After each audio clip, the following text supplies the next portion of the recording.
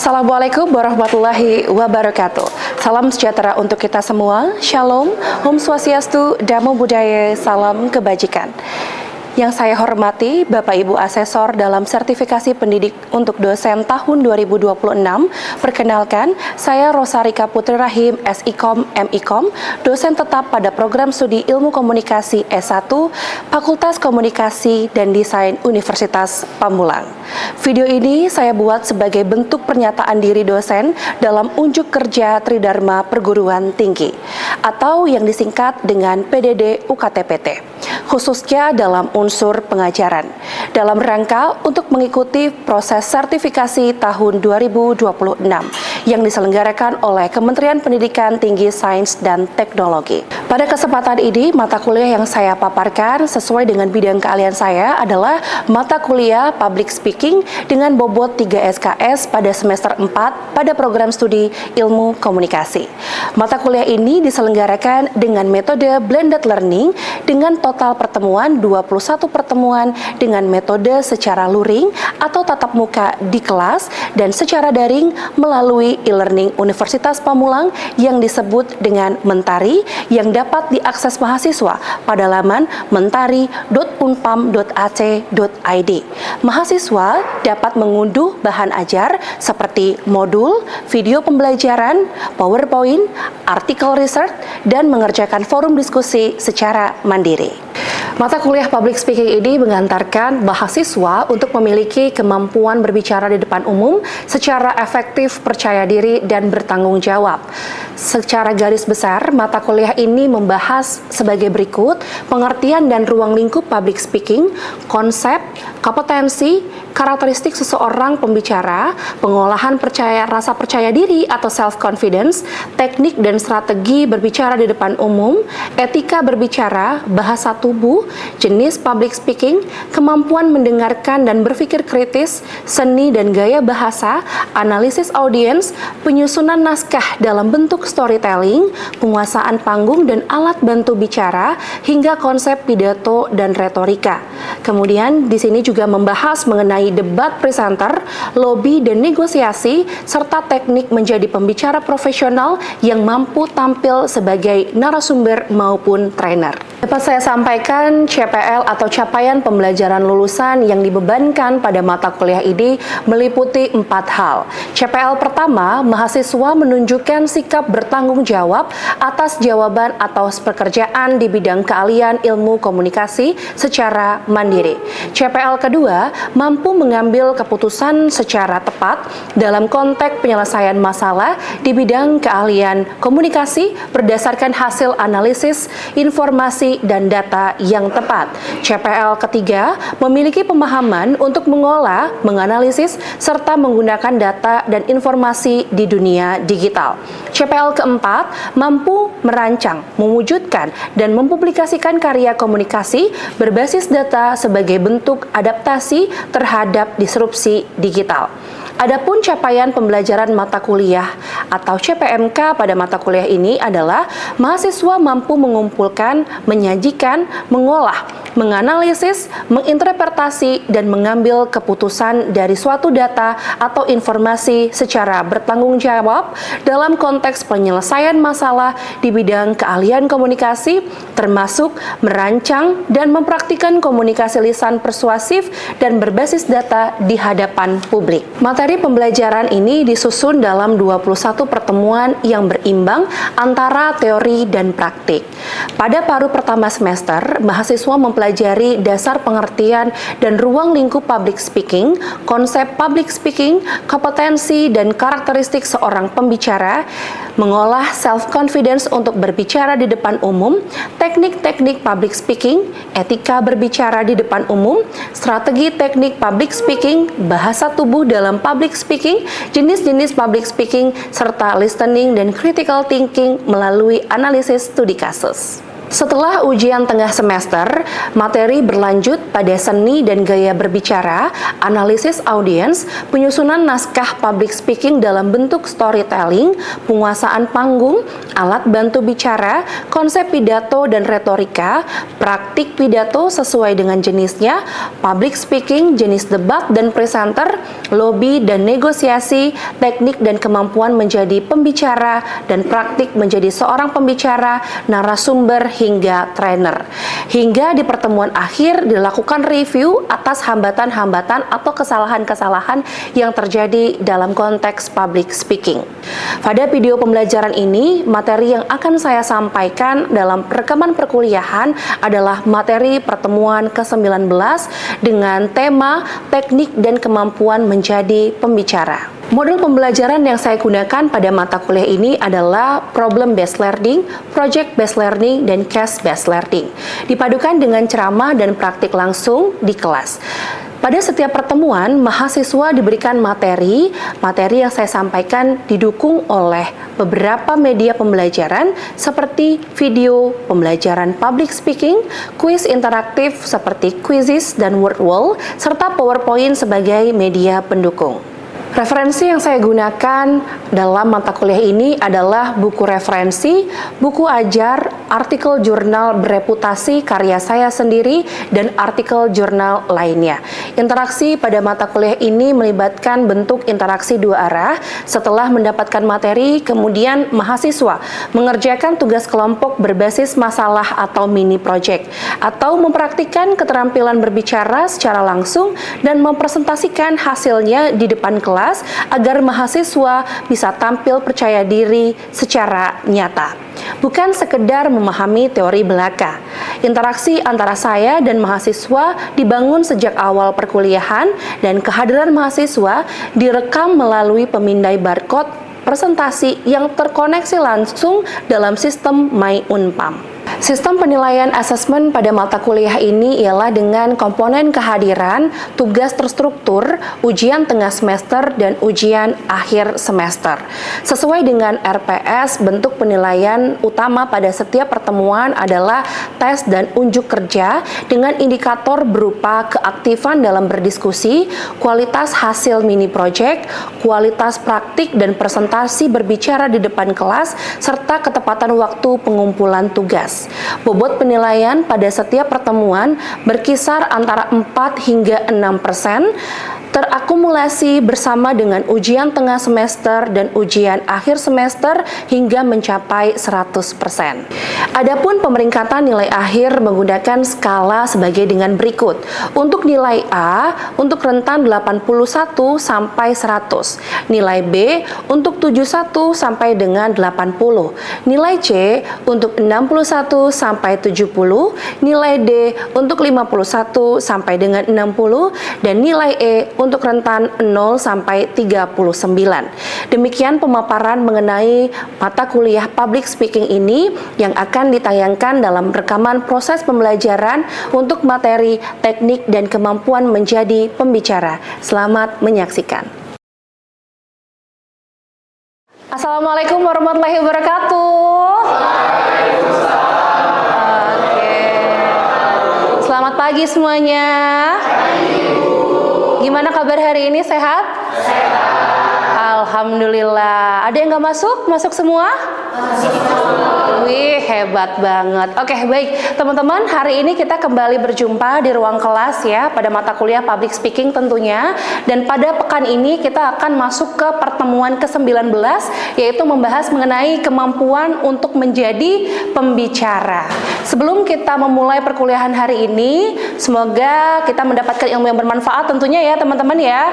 Untuk itu mari kita berdoa terlebih dahulu menurut agama dan kepercayaan masing-masing. Ketua kelasnya mana? Silakan ketua kelas untuk memimpin doa. Oke? Baik semuanya teman-teman sekalian, sebelum memulai kelas hari ini kita berdoa sesuai kepercayaan masing-masing. Berdoa dimulai.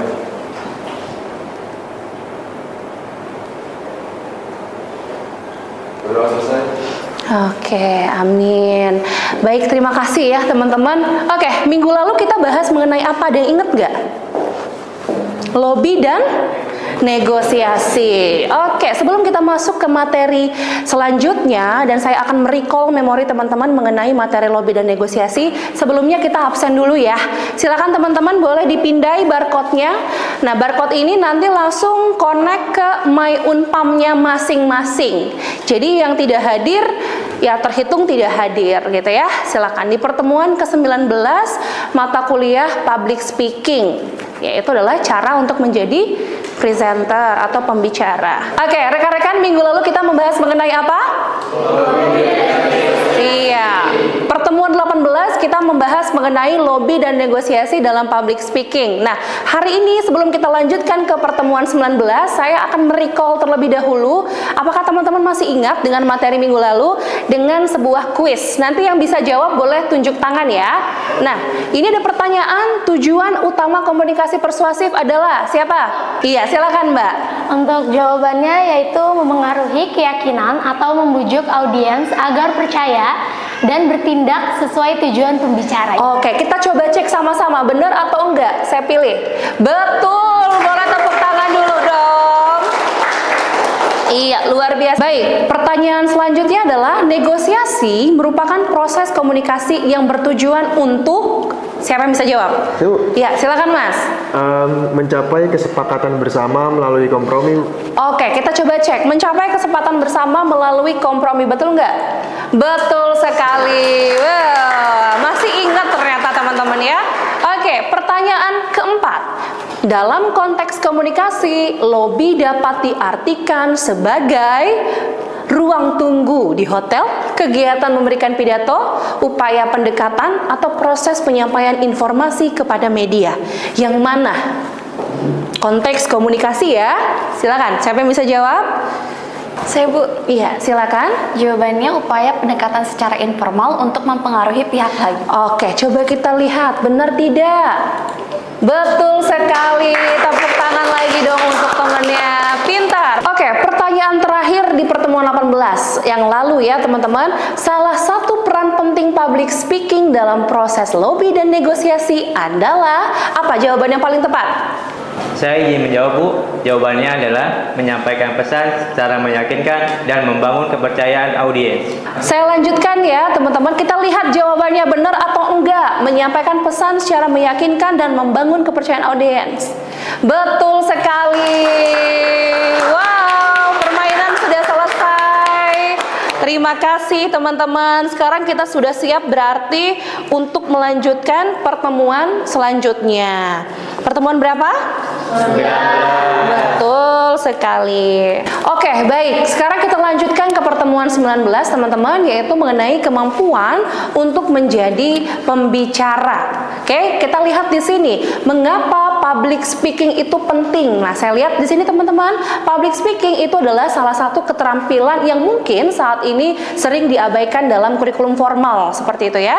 Tetapi bisa kita katakan bahwa public speaking ini merupakan aspek penting dalam kesuksesan individu di dunia kerja maupun di pendidikan tinggi seperti teman-teman sekarang ini menjadi seorang mahasiswa. Nah, ada beberapa ya yang kita gunakan public speaking ini. Yang pertama adalah diperlukan dalam dunia kerja, kemudian untuk pendidikan dan kehidupan sosial. Kalau saya sering bilang ke teman-teman bahwa kemampuan public speaking itu adalah kemampuan yang fundamental. Apa maksudnya? Kemampuan dasar, bare minimum tuh ya kalau kita lihat bahasa-bahasa gaul saat ini. At least teman-teman itu wajib public speakingnya bagus. Apalagi kita adalah anak-anak dari ilmu komunikasi. Oke, sekarang saya mau bertanya kepada teman-teman. Menurut kalian ya, paling sering digunakan public speaking itu pada aspek apa sih? Siapa yang bisa jawab? Saya Bu. Ya.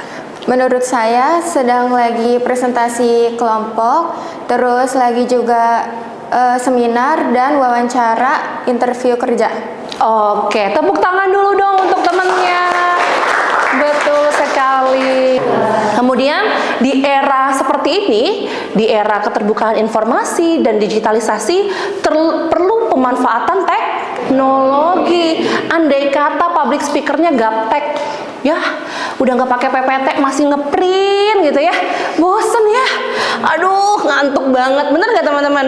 Aduh udah paperless Bu, gitu ya, orang udah nggak pakai kertas, orang sekarang udah digital semua, ya.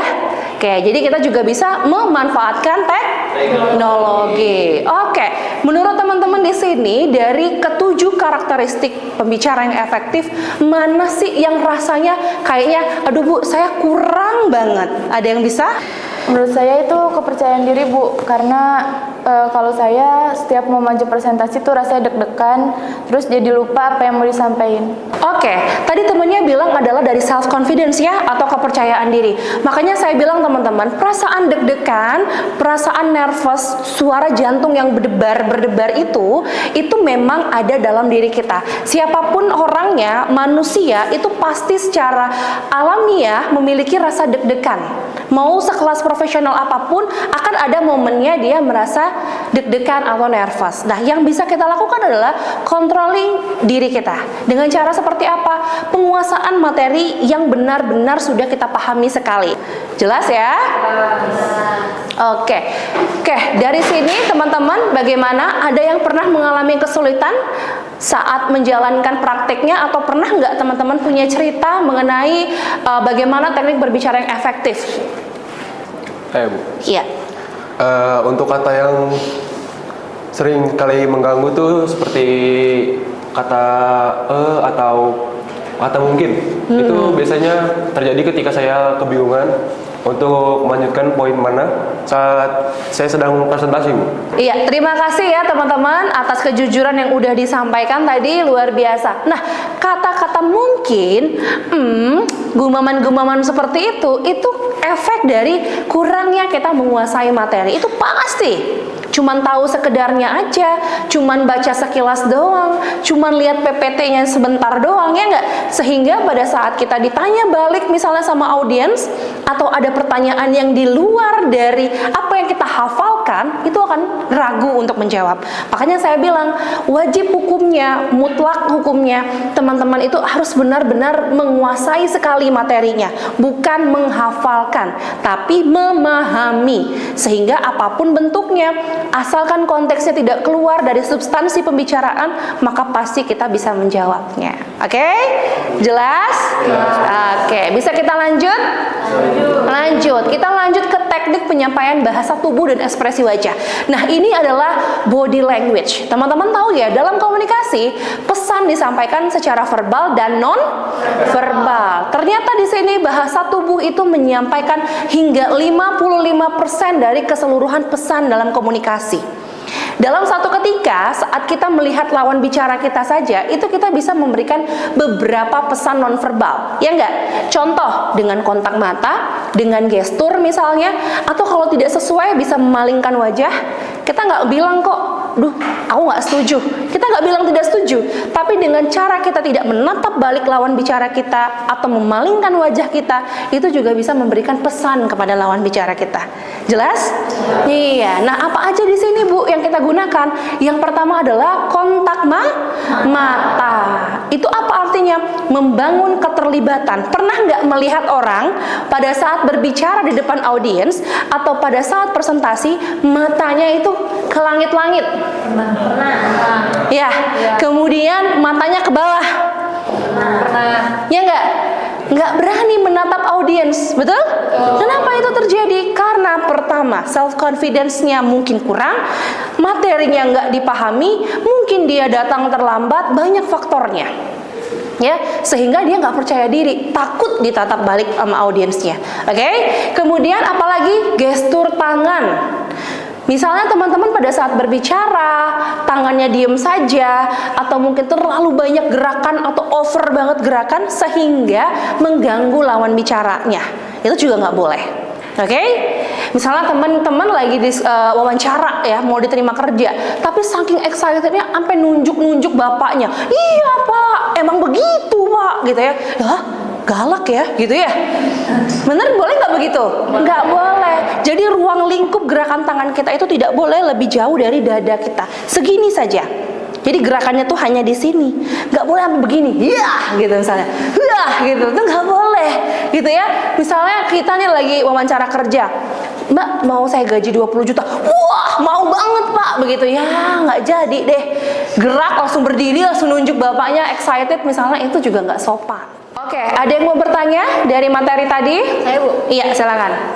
Bu, saya izin bertanya, kalau misalnya rasa gugupnya itu dari level maksimal banget, terus kayak gerakan tangannya udah gemeteran, terus suaranya gemeteran juga, itu solusinya gimana ya, Bu? Padahal materinya tuh udah kita kuasai gitu.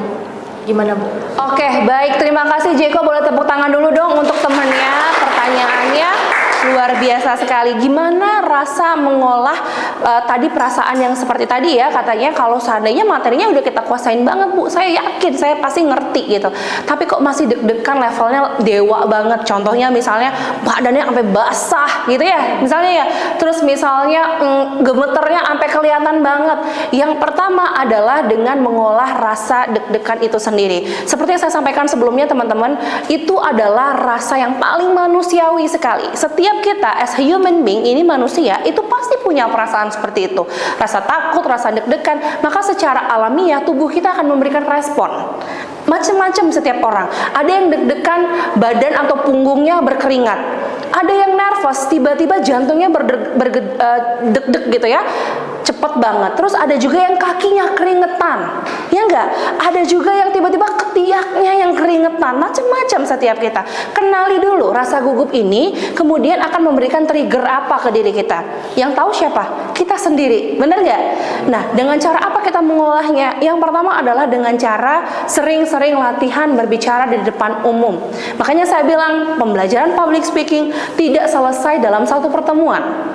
Ya, teman-teman harus punya ruang-ruang lain di mana tempat teman-teman belajar. Kemudian teman-teman bisa juga dengan sering-sering melihat kaca. Melihat kaca, seandainya ini terjadi, saya berdirinya di mana, posisinya seperti apa, dan bertemu dengan orang-orang baru. Maka dengan demikian, pasti perasaan level deg-degannya semakin hari semakin berkurang. Dari 10, 9, 8, 7. Tidak ada yang bisa mengalahkan jam terbang. Ya teman-teman, learning by doing. Jadi kalau tidak pernah dicoba, maka kita nggak akan pernah tahu. Seperti itu. Jelas Jeko? Jelas, Ibu. Oke, baik. Kita lanjut ya teman-teman. Sudah cukup semuanya?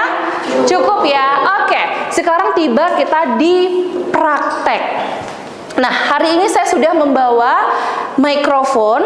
Pernah lihat mikrofon? Ya pernah tuh Bu. Tapi mungkin yang nggak dipakai gitu ya, bener? Iya. Nah, hari ini saya sudah membawa mikrofon. Mikrofon ini adalah salah satu alat bantu, bener? Iya. Dalam kita presentasi, dalam seorang public speaking berbicara di depan publik ya, materi yang disampaikan melalui PPT itu adalah materi sebagai alat bantu, salah satunya. Dan salah satu lainnya itu adalah pengeras suara atau yang disebut dengan mikrofon. Nah, cek. Berubah nggak suara saya? Berubah. Cek. Ya, beda ya teman-teman ya. Oke, lebih jelas. Apalagi kalau diperuntukkan untuk ruangan mungkin yang jauh lebih besar daripada ini, sehingga kita nggak perlu teriak-teriak. Oke? Nah, saya mau men-challenge teman-teman dengan menggunakan alat bantu mikrofon ini dengan speaking challenge, speak for 1 minute. Siapa yang mau mencoba maju ke depan untuk berbicara apapun selama 1 menit? Siapa yang mau coba? Saya, Bu. Oke, silakan Tiara, tepuk tangan dulu untuk Tiara. Waktunya 1 menit dari sekarang. Terima kasih, Bu. Iya. Selamat pagi semuanya. Pagi. Perkenalkan, nama saya Tiara Hakim. Biasanya bisa dipanggil Ocel. Biar kita akrab, kita panggil diri saya sendiri Ocel ya. Iya. Oke, hari ini aku mau ngajak teman-teman untuk mereview ulang apa yang sudah kita pelajari di semester 4 ini, adalah tentang public speaking. Gimana caranya kita menjadi public speaker yang baik dan benar gitu. Dan yang saya rasakan, yang betul-betul saya baru pahami adalah mengenai pentingnya kita untuk mempelajari materinya, menguasai materinya, dan menjadi orang yang lebih confidence untuk dalam segala aspek ya maksudnya.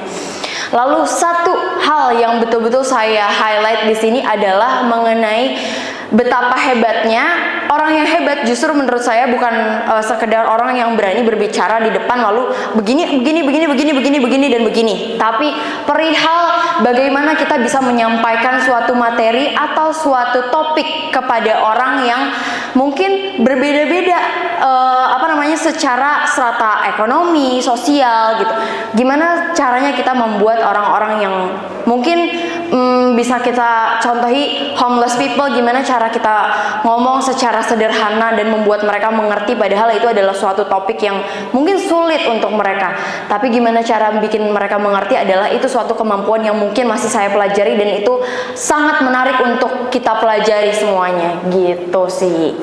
Terima kasih. Terima kasih Tiara. Iya, boleh dong sekali lagi aplausnya untuk teman kita Tiara, luar biasa. Wow. Oke, sip. Boleh tepuk tangan dulu untuk Tiara, luar biasa. Keren banget ya barusan ya teman-teman ya. Tiara membahasakan bahasanya sesuai dengan karakteristik audiensnya, betul nggak? Iya, karena teman-teman ini adalah satu generasi dengan dia, betul? Iya, sama-sama anak semester 4, jadi bahasanya itu disesuaikan dengan karakteristik audiensnya. Give applause lagi dong untuk Tiara, luar biasa. Oke, baik. Minggu depan kita akan coba kembali ya menggunakan mikrofon, salah satu alat bantu bicara. Di pertemuan-pertemuan selanjutnya akan saya todong teman-teman untuk ngomong pakai mic. Siap? Siap. Berani nggak? Berani. Challenge yourself gitu. Oke teman-teman, kita sudah di ujung pertemuan hari ini. Boleh tepuk tangan dulu dong untuk kita semua. Terima kasih teman-teman. Oke, karena ini adalah pertemuan yang penting ya, saya mau memberikan tugas akhir atau tugas di pertemuan 19 ini. Tolong dicatat ya teman-teman. Minggu depan kalian tolong membagi ruang kelas ini menjadi 3 kelompok. Oke? Masing-masing kelompok membahas 3 topik yang berbeda. Yang pertama adalah mengenai kesalahan umum pembicara, yang kedua mengenai pentingnya bahasa tubuh, dan yang ketiga mengenai storytelling. Dilihat ini soalnya, tolong dicatat teman-teman semua. Oke semuanya, kita sudah di akhir ini pertemuan ke-19. Sebelum saya tutup pertemuan kita hari ini, siapa yang bisa menyimpulkan materi kita hari ini? Saya, Bu. Oke, silakan boleh tepuk tangan dulu dong untuk temennya. Ya, silakan.